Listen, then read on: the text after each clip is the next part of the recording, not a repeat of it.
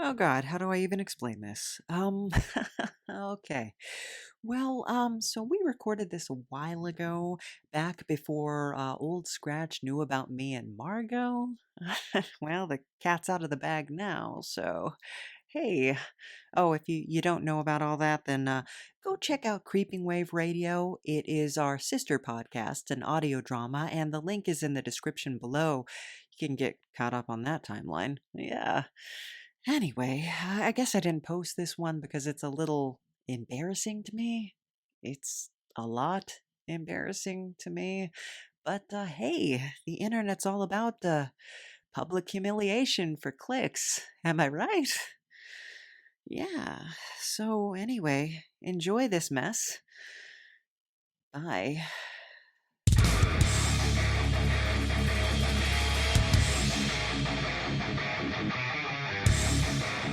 Don't be scared now, but it looks like you just wandered straight into U-Mind country. That's U-Mind, short for unaffiliated mind games, and you ain't never gonna be the same again. Brace yourself. It's time for a red-hot truth injection. Oh yeah! That's right, bitch. We're rounding up the sheeple and shaking them awake. You mind? Too damn bad. We're gonna set fire to the wool over your eyes. Feel the burn, baby. Hot damn. We're toppling the lies of the lamestream media one by one. Woo-wee. Watch them bad boys fall. Hey, Universe A. This is Universe B calling, and we're gonna tear you a new one. You mind?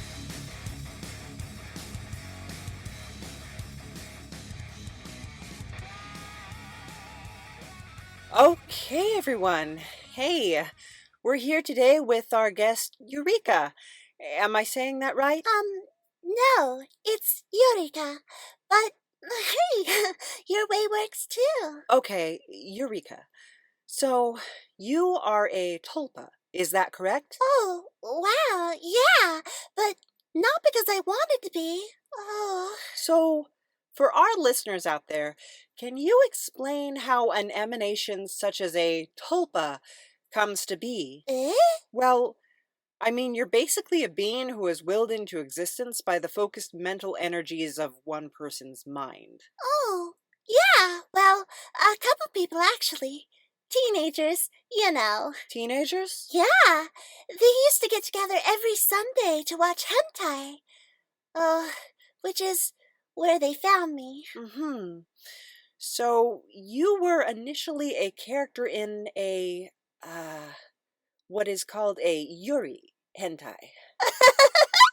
Your pronunciation is awful. But yeah, basically, a girl-on-girl anime porn called Galaxy Love Patrol. I see. So, tell us the process that led to your manifesting in this world. Well, basically, they were doing a deep dive on the internet and accidentally downloaded the movie Weird Science and a Mysterious Universe podcast on Tulpas in the same day. The internet is such a dangerous place.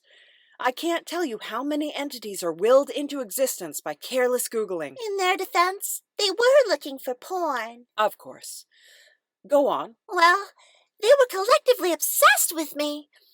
They've been writing fan fictions on Wattpad and drawing pictures of me on DeviantArt. Oh, two of the most dangerous sites on the internet. And so, they decided to try and will me into existence. Well, apparently it worked. Kind of. They used their own drawings of me as reference, so... Well, it's not that they're bad artists. It's just... Well, they didn't spend much time concerning themselves with proper anatomical structure. Outside the TNA regions, that is. How do you mean? Oh, you see how my head is sort of... Well, you see what I mean. Oh, I never would have noticed a thing like that. Yeah, not when my eyes take up 2/3 of my face. They're lovely. Really, such a beautiful shade of uncanny. And it's hard to look past the boobs, I guess. They put a lot of attention into them. Oh, geez. Was I looking? I mean, I didn't mean to. I'm sorry. I suppose they're rather ample for a person of your exceedingly delicate frame. Have you seen a chiropractor or... Oh, who are we kidding? They're like, beach balls! Not exactly. No. Just look at me. I'm an abomination. Okay, maybe if you could cross your arms for the rest of the interview? Nane? Sorry, it's just this microphone really picks up on cartoon sound effects. Oh, sure. No prob. Wow! Yurika! Oh my god! Are you okay? Oops! Oh no! I'm so sorry! I think I broke your, what do you call it? You know what? It's fine. Oh, I'm so embarrassed. No, don't apologize. All that stuff belongs to my boss anyway. Oh yeah? Is he a pretty understanding guy? In his own way, I guess. Have you heard of Old Scratch? No, I don't think so. Unless, is he a talking dog? No, different guy entirely. I'm his apprentice, so, he's just gonna blame it all on me anyway. See, that's one of my biggest problems now that I'm in your world. I was written as being awkward and clumsy. Why would someone intentionally write a character like that? Oh, it's supposed to make me more relatable, I guess, to compensate for my astonishing cuteness. Is that what it is?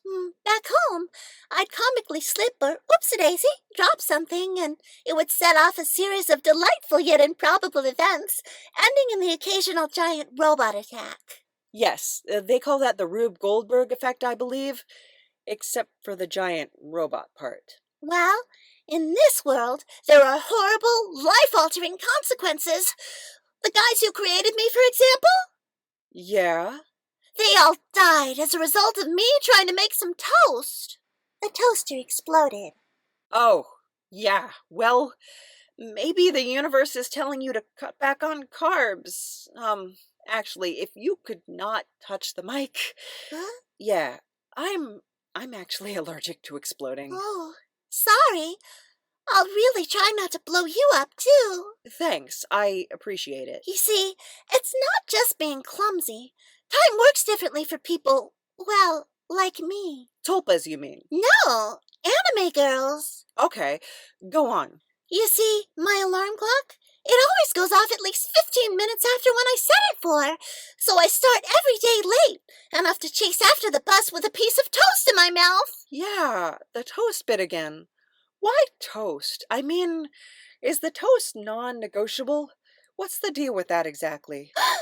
Because breakfast is the most important meal of the day. Sure, I guess, but I mean, couldn't you just set the alarm 15 minutes ahead of when you actually want to get up? I tried that, but the clock, it knows. It knows! Well, where do you take the bus to exactly? I mean, I noticed you're wearing a school uniform. Do you go to school, or is that a sailor suit? I mean, do you have a job, like on the docks or something? I've never actually caught the bus yet, so I don't really know. Well, good on you for sticking to that goal, I guess. Maybe one day you'll find a bus driver who checks the rearview mirrors for strange, googly-eyed girls running after them with bread in their mouths. Well, bread is just for starters. You see, we anime girls have what in your universe would be considered shockingly fast metabolisms. Well, that's not necessarily a bad thing. Oh, the amount of food it takes to sate me is pretty phenomenal by human standards. Really? What's a basic meal consist of for you? For breakfast, I start with toast, of course, and then some tea. Then I usually eat an okonomiyaki. And that is? Pretty much a Japanese pizza. Okay, well, you have a healthy appetite. Then I wash it down with a few gallons of soda, 2 or 3 plates of rice balls. a couple parfaits. I usually follow that up with, 6 or 7 bowls of ramen. 6 or 7? Well, there's a lot of variations in the way you can prepare it, and I just feel awful if I left one out. After that, I like to make myself some kind of hot plate. I think we get the idea. I'm a bit curious how you afford the grocery bill, though. Oh, mostly I sneak into people's houses and raid their refrigerators while they're asleep. Does the average household eat that much ramen? Oh, you'd be surprised. It's really having a moment right now. I suppose so. But I mean, there have to be some positives about your situation, right? It's not all sneaking into kitchens and exploding toasters, is it? Well, I can change my clothes really fast.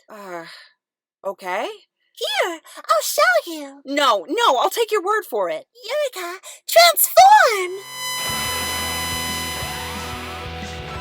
Oh my god, that's naked. Okay. Oh, okay. Okay, yeah, oh geez, there's lots of colors and swirling, and I'm very dizzy right now. This is not good. Okay, Margot, if you're watching, I did not plan this. This just happened.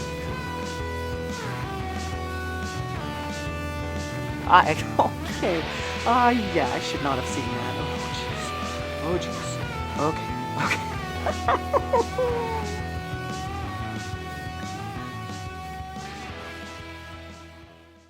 See? I told you. Do you have to go through that whole process every time you dress? Oh, well, yeah. Even when I have to undo my pants to go to the bathroom. Wow. Yeah, the flashing lights and swirling colors tend to startle people a little. Yeah, I could see where that would add some unexpected excitement to a bathroom visit. Do you have other magical powers as well? Yeah, but, well, you know how we were talking about pretty severe repercussions around here? I see. Imagine my surprise. Back home, when you blast someone with a pure bolt of love energy, they just kind of stare at you, dazed, and get a nosebleed, then flop down with one foot in the air. The nosebleed thing is kind of weird to me, if I'm being honest. Here, their heads explode, and everybody freaks. Oh, wow. You need to try to cut back on the, exploding. Oh, it's not like I do it on purpose. I'm not some kind of monster. No, not at all. Oh my god. What is that thing coming out of your head? Huh? Oh, it's just a sweat drop. Oh, wow. That's a new one on me. And I sweat a lot. I mean, a lot. Especially during this interview. Could you maybe wipe it up before it gets on any of the electrical equipment? With what? I actually have some paper towels right here. Who is Brawny? Oh, just a paper towel mascot. He's a lumberjack. What? Never mind. Could you just blot at the huge hanging orb of water so we don't short out or explode? Not that I think that would ever happen again. Just, yeah, there you go. You know, I didn't ask to be born into this stupid world. Believe me, I can relate. No, I was dragged here because of some stupid kid's icky obsession with me. It's interesting to me because it seems very much like the story of Pygmalion, not the George Bernard Shaw version so much as the mythical Greek figure. Never mind. What can you tell me about your creators? Oh, I don't know. I didn't really have much time to get to know them before the, explosion. Yeah. Typical otaku type, I suppose. Otaku. From what was left in the flaming wreckage of their house, I gather they were just really into anime. Oh, Japanese knickknacks, a lot of souvenir swords, and models of Gundams. Gundams. Giant mechanical suits. Sounds industrious. Yeah, but I don't think it would have worked out in the end. Well, yeah, I mean, they're just kids. Yeah, but, they watched my show and read my manga obsessively, so you'd think they would have been more understanding about my situation. What specifically? Well, I told you I was from a Yuri. Yeah, girl on girl. Oh. Yeah, well, they weren't exactly my type. Humans can be such pigs. I know, right? Honestly, do they think of nothing but their own needs? No, they never once thought about my feelings. The swine. Or what it would be like for me in this universe. That's awful. Ugh, disgusting. I am utterly ashamed of being technically human. And now I'm stuck here in a world where nothing makes sense. All because of those boys' pervy fixations. Absolutely unforgivable. The nerve. Hey, Scratch? We're recording right now. Yes, we're aware. Wait, that doesn't sound like Scratch. It almost sounds like... Who? No, no, that's impossible. I could stand here and debate the plausibility of our existence with you all day, but I'm afraid work must intrude, and my associates and I have some questions for you. Sort of fill in the blanks questions. They're breaking down the door! It's okay. Stay calm. It's probably just Soviet vampires again. But they're British. Yeah, well, they're probably from the UK chapter. Maybe they infiltrated the Labour Party or something. Eh? I can't do with all this racket. Oh, George, if you're not going to make yourself useful, perhaps you could do us all the favor of being quiet. Who are you to give me orders? I'm the only one who holds rank around here. I'm the sheriff of bloody Nottingham. Oh, would the both of you shut up?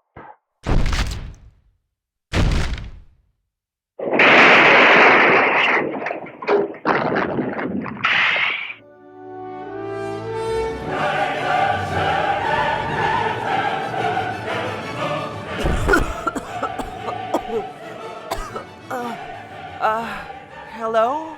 Ah, Napoleon. What a pleasure it is to see you again. Oh my god. How flattering. But just Hans will suffice. Hans Gruber? Were you going to invite us in? Or do you intend to just stand there, with your mouth agape and that idiotic look on your face? Yes, of course, Professor Snape. Won't you come in as well? Good to see you're just as much of a twit as you were when I left you. Good to see you again, Sheriff. Eureka, I'd like to introduce you to my friends? Okay. Hans Gruber, Professor Snape, and the Sheriff of Nottingham. Oh, I thought you were a fat cartoon wolf. Not that, Sheriff of Nottingham. No, obviously. And, guys, this is Eureka. Hi, I've never met real-life triplets before. Oh, actually, they're not. Eh? Yes. You see, Napoleon willed us into existence without the knowledge that our characters were all played by the same actor. It's most inconvenient, being mistaken for these inept miscreants all the time. I have a type, okay? Well, had. I outgrew that phase a while ago. You aren't going to say anything about this to my girlfriend, are you? This would really freak her out. She found some of my old Harry Potter fanfics and couldn't look at me for a week. Wait a minute. You said Nap willed you guys into existence? Correct. All of us. You mean you're all tulpas too? Yes, I'm afraid we share your sad fate. Yurika, is it? Yeah. 10:30. My chamber. Ew, no! Okay, Eureka? It's Yurika! Right. Look, I know at first glance this might make me seem like a hypocrite. Oh, your talk about how humans are pigs and they never think of anything beyond their own needs.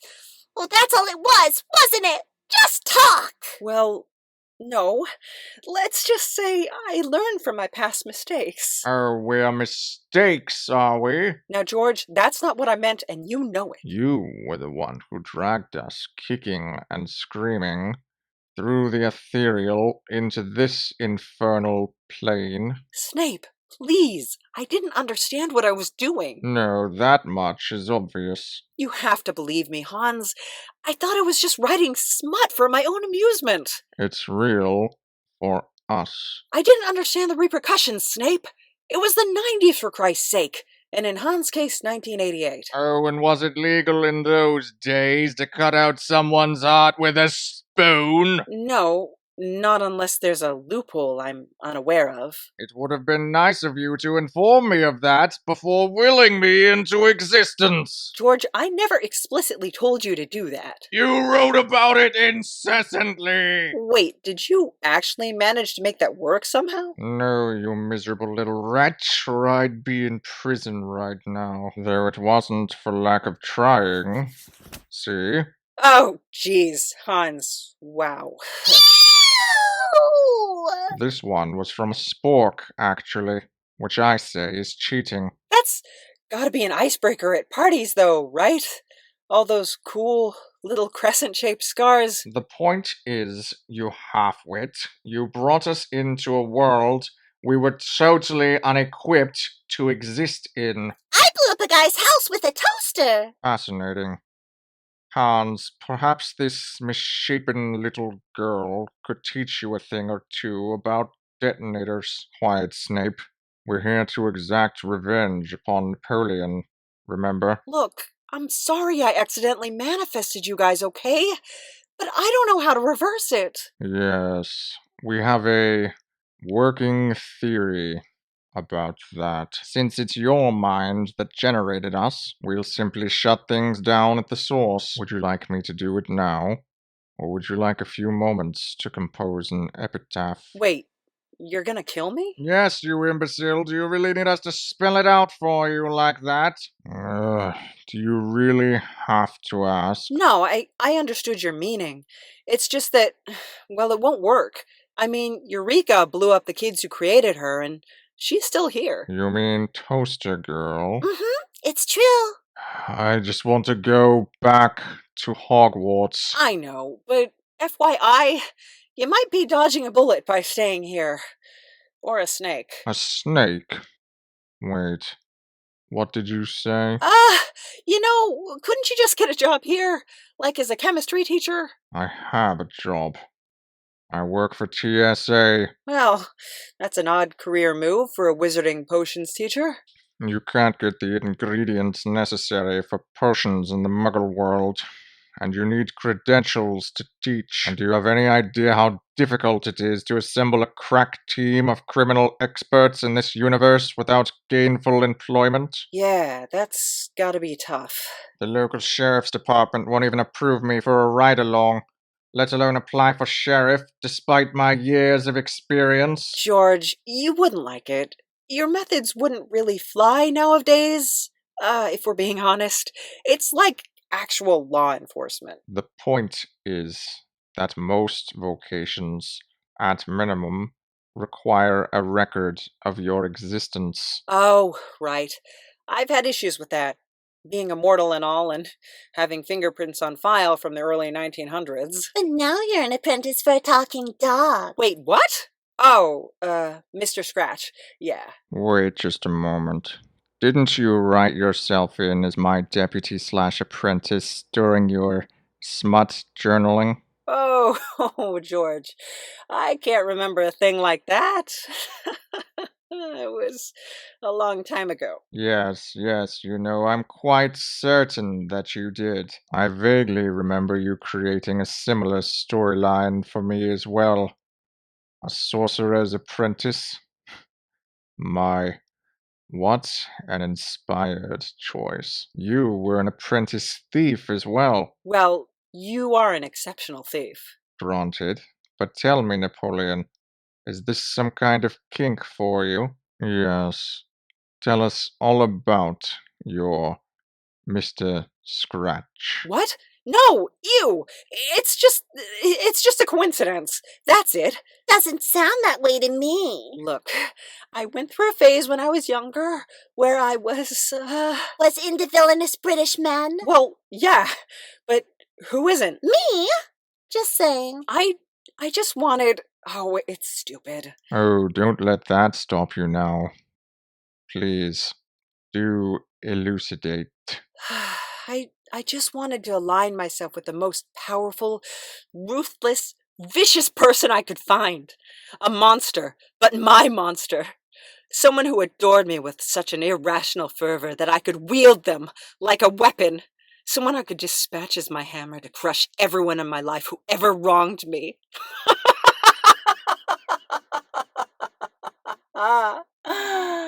Ho-hum, typical fanfic drivel. But as I got older, I realized that people like that are, well... Indiscriminately vicious to everyone. No. 4 cats in a man suit. Have you gone completely mad? No, I know what you mean. We have cat girls where I come from.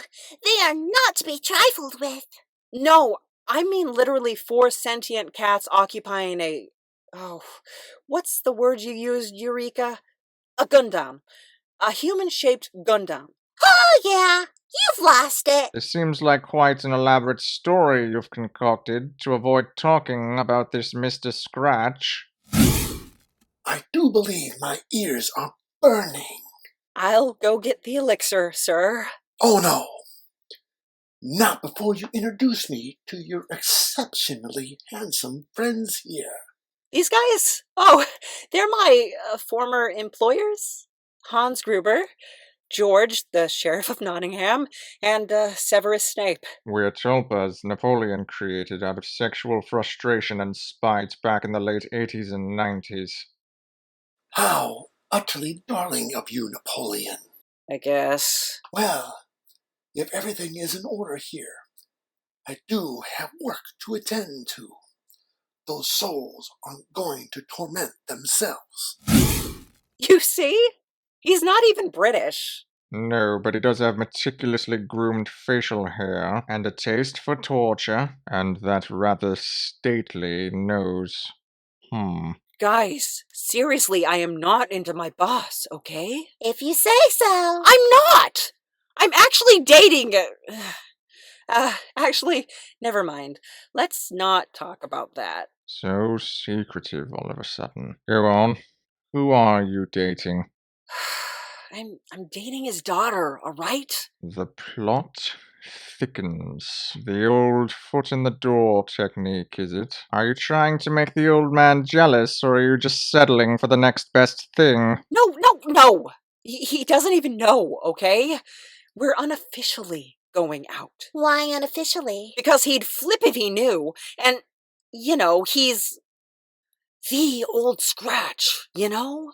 Well done. I mean, if you're going to seek out the most powerful, ruthless, vicious person you could find... Oh, I think Margot might have him beat. That's her name. Margot, my unofficial girlfriend. Ow! What was that? It's an axe! Someone threw an axe! Hey, Margot! Is that you, babe? Ha ho! No, my fine hearty friends! It is I, Brawny, the inexplicably handsome lumberjack. You're the paper towel guy. Yes, once upon a time I was that Brawny, the paper towel mascot, until that fateful day that a lonely janitor willed me into existence. Wow. You're the original Brawny guy?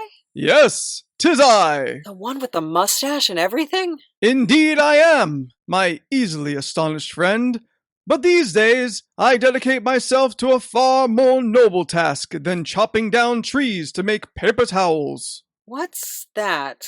Ha ho! Why, the task of rescuing stray tulpas such as your friends here, and bringing them to my lush woodland haven. Is there such a place? Why, there is indeed, my fine bearded friend. There you can live carefree, unfettered by the cloying grasp of humanity. Oh, count me in. Yes, I want to go too. Me too. If I have to explain to one more screaming passenger what constitutes a carry-on item, I may just be tempted to cast an unforgivable curse. Yes, I want to see this haven of yours. Then let me take you up into my girthy biceps, and we shall away to my forest of refuge. Fear not! I have the strength to take on even the toughest of messes. Yeah, this is a mess, all right. Is this really happening, or did I fall asleep at the mic again? I can't believe we're finally going to be free! Yes, I'm holding back the tears. No need, my magical friend. I'm highly absorbent. Now, let the journey commence. Wow. Bye, guys. Sorry I made you miserable for so many years. Goodbye, Napoleon. And let this be a lesson to you to write smut responsibly. Brawny away! So, I think that's our show for this week. Well, you know what? Bye. Special thanks to Brian C. Sundin, who was the voice of Hans Gruber, Severus Snape, and George, the Sheriff of Nottingham. You can find Brian for all your Alan Rickman needs and other voiceovers. He's very talented at B. Sundin. That is BSUNDIN on Fiverr.com. Check him out.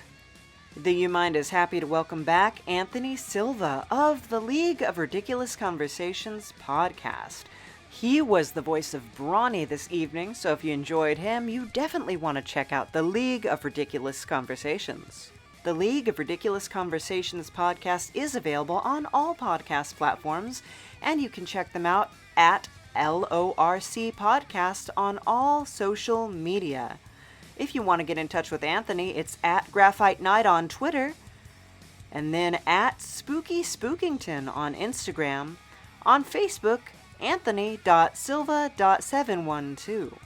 Special thanks as always to our legendary announcer, Savage C. Walnar. We couldn't do it without you, Savage. And our U-Mind theme is composed by Ethan Meixsell. It's called Demilitarized Zone, and you've never heard anything more beautiful in your life. You know what else is beautiful? Becoming a Patreon. You can go to patreon.com/lucidnap if you want to help support the show. Or you can go to buymeacoffee.com/lucidnap for small, one-time donations.